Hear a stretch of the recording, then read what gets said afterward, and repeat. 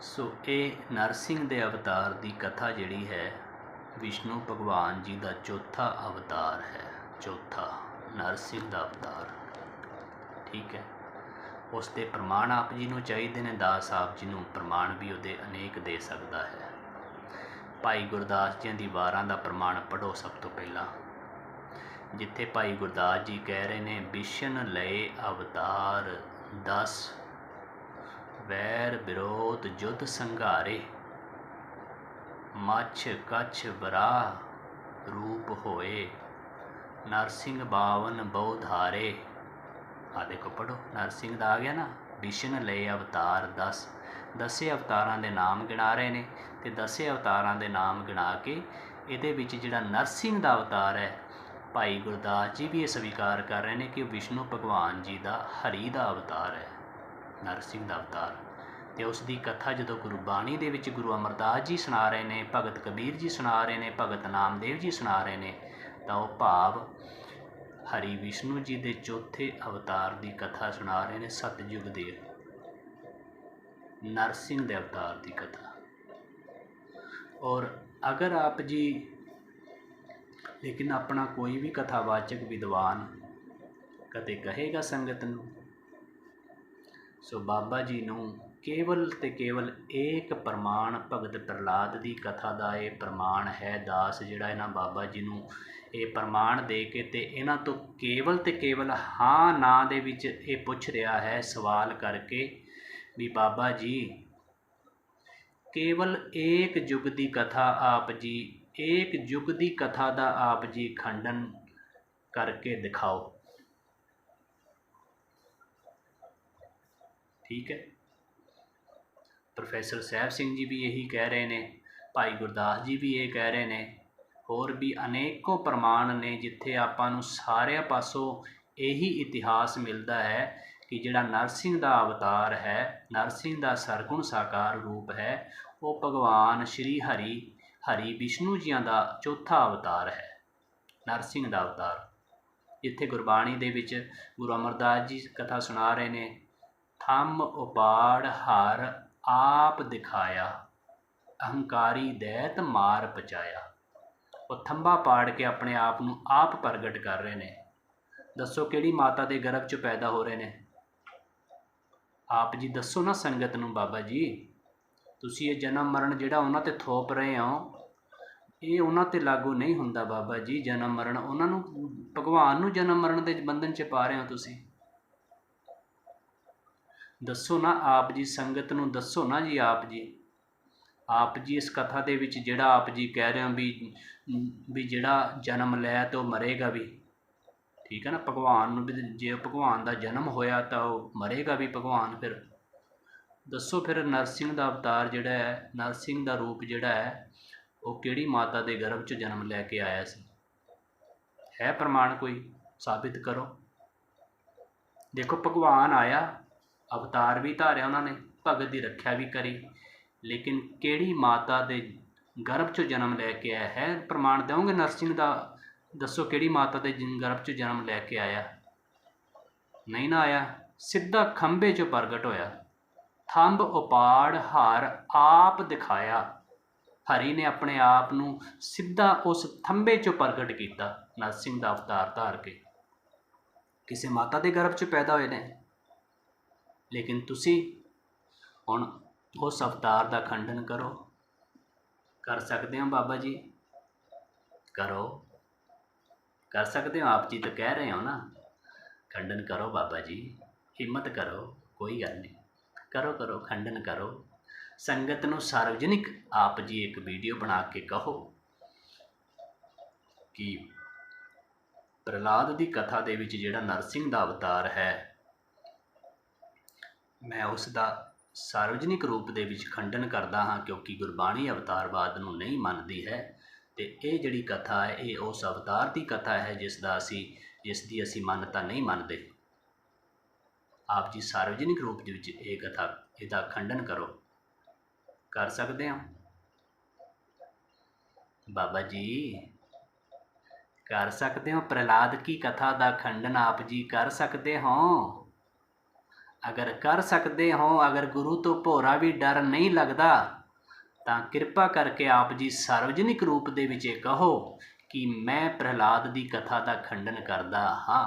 ਕਹਿ ਸਕਦੇ ਹੋ, ਕਿਉਂਕਿ ਉਸ ਕਥਾ ਦੇ ਵਿੱਚ ਭਗਵਾਨ ਵਿਸ਼ਨੂੰ ਦਾ ਚੌਥਾ ਅਵਤਾਰ ਦੀ ਕਥਾ ਹੈ, ਉਹ ਚੌਥੇ ਅਵਤਾਰ ਦੀ ਕਥਾ ਹੈ। ਔਰ ਆਪ ਜੀ ਤਾਂ ਅਵਤਾਰਵਾਦ ਨੂੰ ਮੰਨਦੇ ਨਹੀਂ, ਨਾ ਗੁਰਬਾਣੀ ਮੰਨਦੀ ਹੈ। ਫਿਰ ਇਹਦਾ ਮਤਲਬ ਉਹ ਉਸ ਕਥਾ ਦਾ ਖੰਡਨ ਤਾਂ ਬਣਦਾ ਹੈ ਫਿਰ, ਹੈ ਨਾ, ਆਪ ਜੀ ਦੇ ਹਿਸਾਬ ਨਾਲ।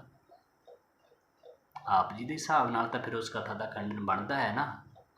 ਤਾਂ ਕਿਰਪਾ ਕਰਕੇ ਆਪ ਜੀ ਫਿਰ ਸਾਰਵਜਨਿਕ ਰੂਪ ਦੇ ਵਿੱਚ ਇਹ ਕਹੋ ਕਿ ਮੈਂ ਇਸ ਕਥਾ ਦਾ ਖੰਡਨ ਕਰਦਾ ਹਾਂ। ਅੱਜ ਤੋਂ ਬਾਅਦ ਮੈਂ ਕਦੇ ਵੀ ਭਗਤ ਪ੍ਰਹਿਲਾਦ ਦੀ ਕਥਾ ਸੰਗਤ ਨੂੰ ਨਹੀਂ ਸੁਣਾਵਾਂਗਾ।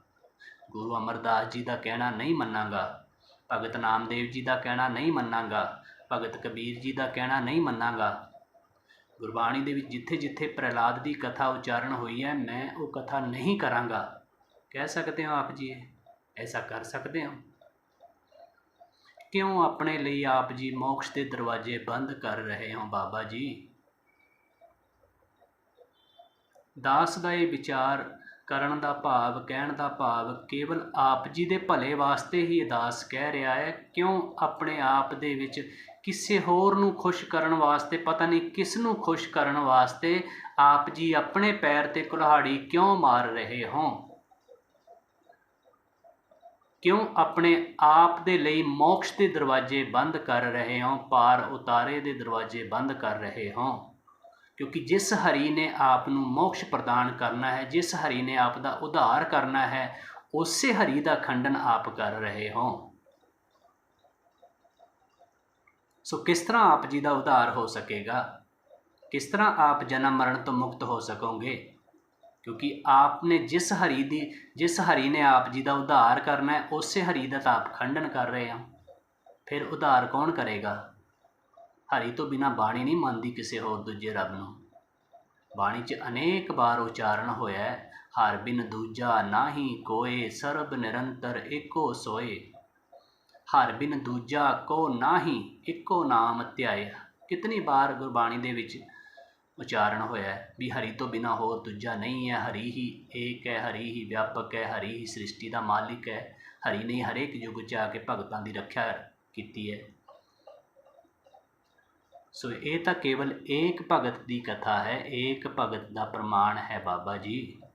ਖੰਡਨ ਕਰ ਪਾਓਗੇ ਅਹਿਲਿਆ ਦੀ ਕਥਾ ਦਾ? ਹੈ ਹਿੰਮਤ ਖੰਡਨ ਕਰਨ ਦੀ? ਆਪ ਜੀ ਬੜੀ ਸਹਿਜਤਾ ਨਾਲ ਆਪਾਂ ਕਹਿ ਦਿੰਦੇ ਹਾਂ ਗੁਰਬਾਣੀ ਅਵਤਾਰਵਾਦ ਨੂੰ ਨਹੀਂ ਮੰਨਦੀ, ਲੇਕਿਨ ਉਸ ਨੂੰ ਪ੍ਰਮਾਣਿਤ ਕਿਸ ਤਰ੍ਹਾਂ ਕਰੋਗੇ? ਪ੍ਰਮਾਣਿਤ ਕਰੋ, ਸਿੱਧ ਕਰਕੇ ਦਿਖਾਓ ਸੰਗਤ ਨੂੰ। ਜੋ ਕਹਿ ਰਹੇ ਹੋ ਉਸ ਨੂੰ ਮੰਨ ਕੇ ਦਿਖਾਓ। ਆਪ ਮੰਨੋ, ਪਹਿਲਾਂ ਆਪ ਖੁਦ ਸਵੀਕਾਰ ਕਰੋ ਕਿ ਅਸੀਂ ਅੱਜ ਤੋਂ ਬਾਅਦ ਹਰੀ ਵਿਸ਼ਨੂੰ ਦੇ ਜਿਤਨੇ ਵੀ ਭਗਤ ਜਨ ਹਨ, ਜਿਨ੍ਹਾਂ ਦੇ ਨਾਮ ਗੁਰਬਾਣੀ ਦੇ ਵਿੱਚ ਆਏ ਹਨ, ਚਾਹੇ ਉਹ ਭਗਤ ਪ੍ਰਹਿਲਾਦ ਹੈ, ਧਰੁਵ ਹੈ, ਅਜੈਮਲ ਹੈ, ਅਹਿਲਿਆ ਹੈ, ਗਣਕਾ ਹੈ, ਪੂਤਨਾ ਹੈ, ਸੁਦਾਮਾ ਹੈ, ਕੁਬਜਾ ਹੈ, ਵਿਦੁਰ ਹੈ, ਬਦਿਕ ਹੈ, ਦ੍ਰੋਪਦੀ ਹੈ, ਕਾਲੀਆ ਨਾਗ ਹੈ, ਗਜਿੰਦਰ ਹਾਥੀ ਹੈ, ਵੀ ਜਿਤਨੇ ਵੀ ਹਰੀ ਵਿਸ਼ਨੂੰ ਜੀ ਦੇ ਅਵਤਾਰਾਂ ਦੇ ਦੌਰਾਨ ਉਹਨਾਂ ਨੇ ਉਹਨਾਂ ਭਗਤਾਂ ਦਾ ਉਧਾਰ ਕਰਿਆ ਹੈ, ਉਹਨਾਂ ਭਗਤਾਂ ਦੇ ਜਿਹੜੇ ਭਗਤਾਂ ਦੇ ਨਾਮ ਹਰੀ ਵਿਸ਼ਨੂੰ ਜੀ ਨੇ ਉਧਾਰ ਕਰਿਆ, ਉਹਨਾਂ ਭਗਤਾਂ ਦੇ ਨਾਮ ਜਿਹੜੇ ਉਹਨਾਂ ਦੀ ਕਥਾਵਾਂ ਕਹਾਣੀਆਂ ਨੇ, ਅਸੀਂ ਨਹੀਂ ਮੰਨਦੇ। ਅੱਜ ਤੋਂ ਬਾਅਦ ਮੈਂ ਕਦੇ ਵੀ ਅੱਜ ਤੋਂ ਬਾਅਦ ਉਹਨਾਂ ਦੀ ਕਥਾ ਨਹੀਂ ਕਰਾਂਗਾ। ਕਰ ਸਕੋਗੇ? ਕਰ ਸਕੋਗੇ ਕੁਛ? ਜੋ ਕਹਿ ਰਹੇ ਹਾਂ ਉਸ ਨੂੰ ਆਪਣੇ ਜੀਵਨ 'ਚ ਲਾਗੂ ਕਰ ਸਕੋਗੇ ਬਾਬਾ ਜੀ?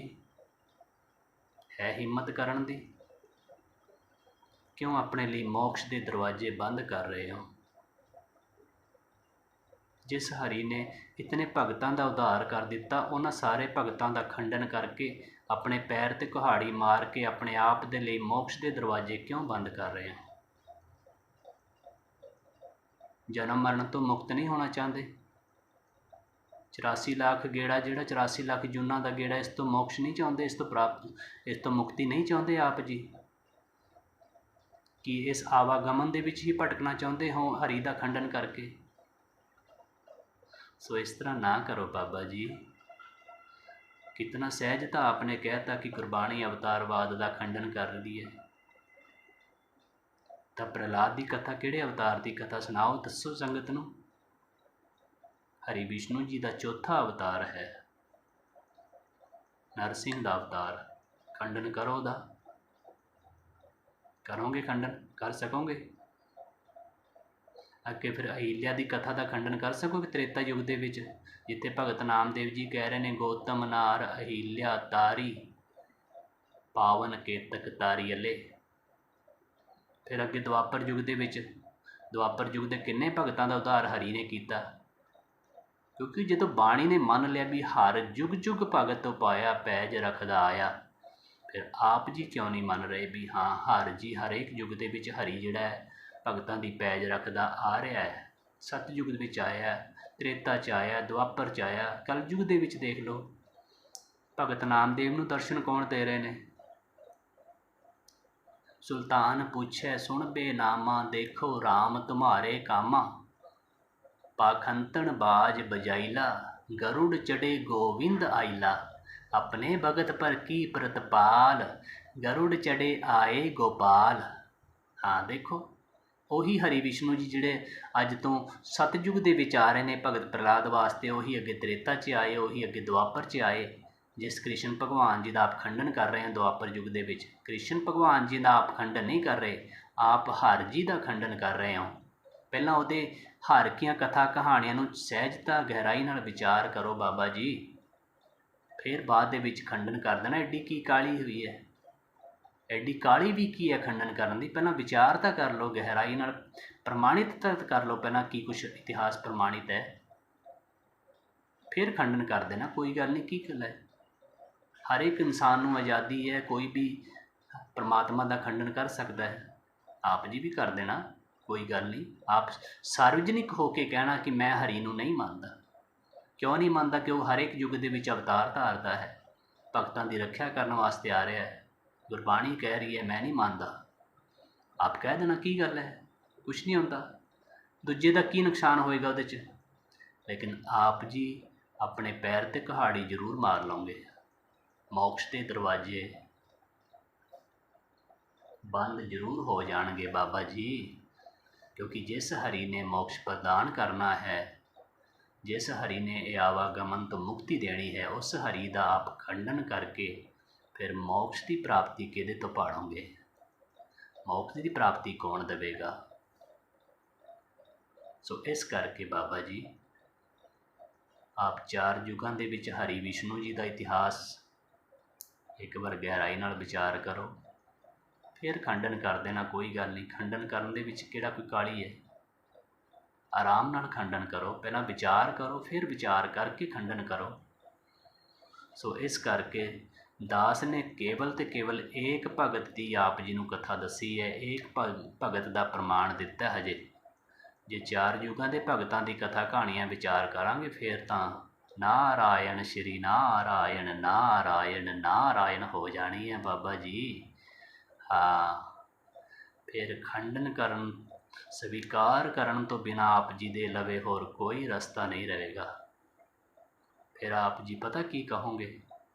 ਫਿਰ ਇਸੇ ਸ਼ਬਦ ਨੂੰ ਆਪ ਪੁੱਠਾ ਉਚਾਰਨ ਕਰੋਗੇ ਕਿ ਗੁਰਬਾਣੀ ਦੇ ਵਿੱਚ ਅਵਤਾਰਵਾਦ ਦਾ ਮੰਡਨ ਹੈ, ਖੰਡਨ ਨਹੀਂ। ਹਾਂ, ਫਿਰ ਇਹਨੂੰ ਪੁੱਠਾ ਉਚਾਰਨ ਕਰੋਗੇ। ਇੱਕ ਵਾਰ ਵਿਚਾਰ ਕਰੋ 4 ਯੁੱਗਾਂ ਦੇ ਇਤਿਹਾਸ ਦਾ, ਗਹਿਰਾਈ ਨਾਲ ਵਿਚਾਰ ਕਰੋ, ਫਿਰ ਖੰਡਨ ਕਰ ਦੇਣਾ। ਕੋਈ ਗੱਲ ਨਹੀਂ, ਕੀ ਕਾਹਲੀ ਹੈ? ਠੀਕ ਹੈ ਨਾ ਬਾਬਾ ਜੀ? ਸੋ ਦਾਸ ਦੀ ਹੱਥ ਜੋੜ ਕੇ ਆਪ ਜੀ ਦੇ ਚਰਨਾਂ 'ਚ ਬੇਨਤੀ ਹੈ ਕਿ ਇਤਨੇ ਕਾਲੇ ਨਾ ਪਵੋ, ਆਰਾਮ ਨਾਲ ਸਹਿਜਤਾ ਨਾਲ ਵਿਚਾਰ ਕਰੋ। ਹਰ ਕੀਆਂ ਕਥਾ ਕਹਾਣੀਆਂ ਦੇ ਵਿੱਚ ਹਰੀ ਵਿਸ਼ਨੂੰ ਜੀ ਦਾ ਜਿਹੜਾ ਅਵਤਾਰ ਰੂਪ ਹੈ, ਸਰਗੁਣ ਸਾਕਾਰ ਰੂਪ ਹੈ, ਜਿਹੜਾ ਹਰ ਇੱਕ ਯੁੱਗ ਦੇ ਵਿੱਚ ਉਹ ਧਾਰਨ ਕਰਕੇ ਆਏ ਹਨ। ਕਿਸੇ ਯੁੱਗ ਦੇ ਵਿੱਚ ਕਿਹੜਾ ਰੂਪ ਧਾਰਨ ਕੀਤਾ, ਕਿਸੇ ਯੁੱਗ ਦੇ ਵਿੱਚ ਕਿਸ ਤਰ੍ਹਾਂ ਬਣ ਕੇ ਆਏ, ਵੱਖੋ ਵੱਖ ਭਗਤਾਂ ਵਾਸਤੇ ਵੱਖੋ ਵੱਖ ਅਵਤਾਰ ਧਾਰਨ ਕਰਕੇ ਆਏ। ਹੁਣ ਦੇਖੋ ਰਾਜੇ ਬਲੀ ਵਾਸਤੇ ਕਿਸ ਤਰ੍ਹਾਂ ਬਣ ਕੇ ਆ ਰਹੇ ਨੇ, ਵਾਮਨ ਰੂਪ ਧਾਰ ਰਹੇ ਨੇ, ਲੇਕਿਨ ਪ੍ਰਹਲਾਦ ਵਾਸਤੇ ਖੰਭੇ 'ਚੋਂ ਨਰਸਿੰਘ ਦਾ ਰੂਪ ਧਾਰ ਕੇ ਪ੍ਰਗਟ ਹੋ ਰਹੇ ਨੇ, ਹੈ ਨਾ। ਸੋ ਉਹ ਅਨੰਤ ਨੇ, ਉਹਨਾਂ 'ਤੇ ਆਪਾਂ ਉਸ ਦਾ ਖੰਡਨ ਨਾ ਕਰੋ। ਆਪ ਜੀ ਗਹਿਰਾਈ ਨਾਲ ਹਰ ਕੀਆਂ ਕਥਾ ਕਹਾਣੀਆਂ ਵਿਚਾਰ ਕਰੋ। ਹਰ ਕੀਆਂ ਕਥਾ ਕਹਾਣੀਆਂ ਦੇ ਵਿੱਚ ਜਿਹੜਾ ਉਹਨਾਂ ਦਾ ਸਰਗੁਣ ਸਾਕਾਰ ਅਵਤਾਰ ਰੂਪ ਹੈ, ਉਸ ਨੂੰ ਗਹਿਰਾਈ ਨਾਲ ਪਰਖ ਕਰੋ, ਉਹਦੀ ਪਹਿਚਾਣ ਕਰੋ। ਉਹੀ ਜਿਹੜਾ ਹੈ ਉਹੀ ਨਿਰਗੁਣ ਹੈ, ਨਿਰਗੁਣ ਕੋਈ ਹੋਰ ਨਹੀਂ ਹੈ।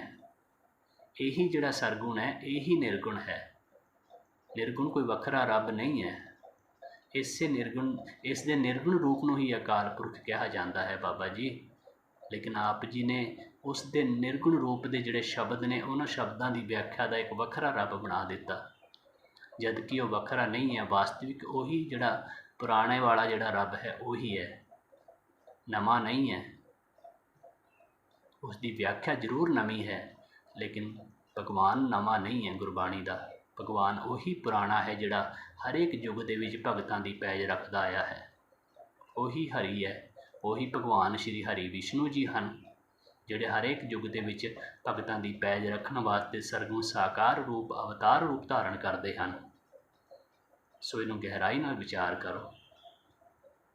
सो आप जी कलयुग दे विच वेख लो, भगत नामदेव की रक्षा करने वास्ते गरुड़ ते बैठ के आए ना विष्णु भगवान जी। गरुड़ चढ़े गोविंद आइला। देखो विष्णु भगवान जी किस तरह गरुड़ ते बैठ के अपने भगत नामदेव की रक्षा करने वास्ते आ रहे हैं। यही तो कृष्ण भगवान जी ने, यही तो रामचंद्र जी ने, यही तो सारे अवतार इन्हां दे ही तो हैं। ये तो एको ही ने ना। अवतार अनेक ने, नाम अनेक ने, रूप अनेक ने, लीला अनेक ने, कथावां अनेक ने, लेकिन हरि तो एको ही है ना। ये हरि तो नहीं बदलिया, किसी भी युग के विच नहीं बदलिया। इन्होंने अपने रूप बदले लेकिन अपने आप को नहीं बदलिया। इस करके इन्हों जानो बाबा जी। हर जी नूं गहराई नाल विचार करो। हर कीआं कथा कहानियां दे विच इन्हां दा जिहड़ा अवतार रूप है, सरगुण साकार रूप है, उसनूं गहराई नाल विचार करो आप जी। तो शायद आप जी अपने जिहड़ा मोक्ष का दरवाजा है बंद आप जी अपने हत्थीं अपने आप अपने हत्थ नाल मोक्ष का दरवाजा आप बंद कर रहे हो। शायद आप जी इसनूं बचाव कर लो, आप जी इस तो बचा कर सको। सो इस करके बाबा जी बेनती है, आप जी अपने पैर ते कुहाड़ी ना मारो। किसी का कुछ नहीं जाना। आप जी अपने पैर ते कुहाड़ी मार के अपने आप लई आप खुद मोक्ष के दरवाजे बंद कर रहे हो। ये कह के कि हरि दे जिहड़े अवतार ने असीं उन्हां नूं नहीं मानते, गुरबाणी नहीं मानती। गुरबाणी मानती है। अगर गुरबाणी नहीं मानती होंदी तो वही सारे पुरातन भगतां दी कथा कहानियां गुरबाणी दे विच क्यों उचारण होंदियां। कुछ नवे भगतां दी गल्लां होंदियां ना फिर। सो अगर गुरबाणी दे विच सारे पिछले युगां दे भगत उही पुरातन हन, तो फिर उन्होंने तारन वाला भगवान भी उही पुरातन ही है।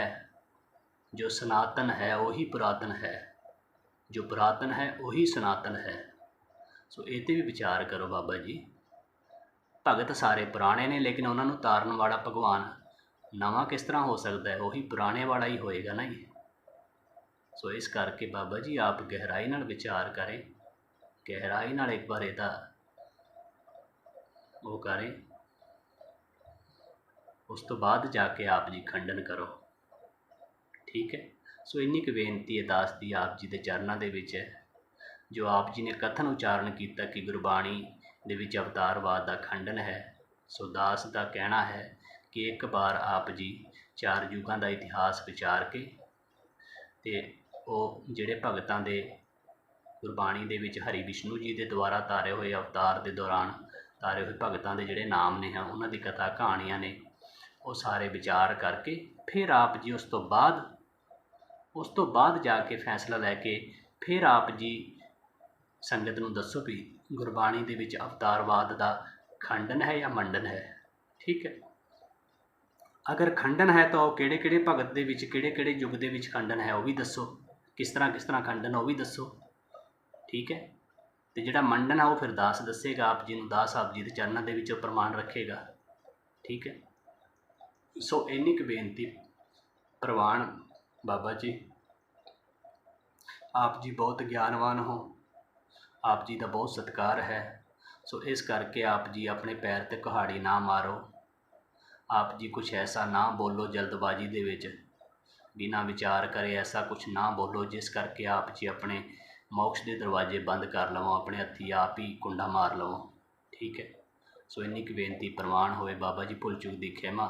कोई भी ऐसा शब्द आप जी के हिरदे नूं ठेस पहुँचे उहदे लई दास नूं एक अज्ञानी बच्चा जान के माफ़ कर देना। ठीक है जी। विपसदामा दालती बाल सखाई मित्र सदाए लागू होई बामणी मिल जगदीश दलिद्र गवाए दूरों देख डंडोत कर छड़ सिंघासन। बोलो बाबा जी, आप जी भी कृपा करो साथ। छड़ सिंघासन हर जी आए, कृष्ण भगवान जी आए, अकाल पुरख जी आए। अपने भगत सदामा दे लई अपना निर्गुण रूपी सिंघासन छड़ के सरगुण साकार रूप धारण करके अपने भगत सदामे लई सिंघासन छड़ के हर जी आए, कृष्ण भगवान जी आए, श्री हरि विष्णु जी आए, अकाल पुरख जी आए। सो इन्नी की बेनती आप जी प्रवान करना, भुल चुक दी खेमा। नारायण श्री नारायण, नारायण नारायण, नारायण नारायण नारायण।